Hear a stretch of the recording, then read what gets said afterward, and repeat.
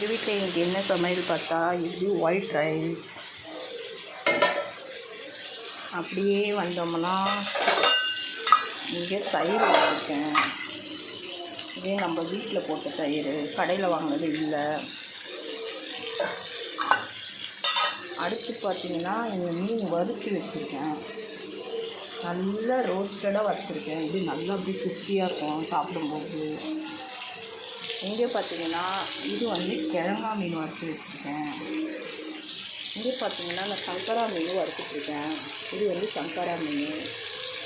அந்த மீனோட இந்த மீனில் தான் ரொம்ப டேஸ்ட்டு இருக்கும். ஆனால் இது விலை கொஞ்சம் ஃபஸ்ட்லாம் கம்மியாக தான் இருந்தது. இப்போ கொஞ்சம் ரேட் ஏற்றிட்டாங்க. ஆனால் மீனும் கிடைக்க மாட்டேங்குது. சங்கரா மீன் வாங்கி சமைச்சு பாருங்கள். மீன் நீங்கள் ஃப்ரை பண்ணாலும் நல்லாயிருக்கும், நீங்கள் குழம்பு வச்சாலுமே நல்லாயிருக்கும். ரொம்ப டேஸ்டியாக இருக்கும் அது. இந்த ஃப்ரை இது கிழங்கா மீன். இதில் எப்படின்னா சதையாக இருக்கும், ஆனால் டேஸ்ட் இருக்காது. கொஞ்சம் டேஸ்ட் கம்மியாக தான் இருக்கும் அது. நெக்ஸ்ட்டு நான் மட்டன் கிரேவி வச்சுருக்கேன். இது வாசமாக இருக்குது. ஒரே வாசம், பயங்கரமாக வாசமாக இருக்குது.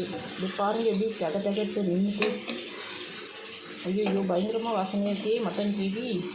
நாக்கில் எச்சில் ஊறுதே. வாவ், எனக்கே பிடிச்சிருக்கு. சூப்பராக இருக்குது மட்டன் கிரேவி. செம்ம வாசம்.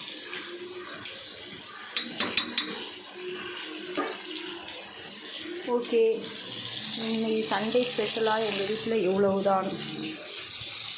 நெக்ஸ்ட்டு ரசம். பாய்.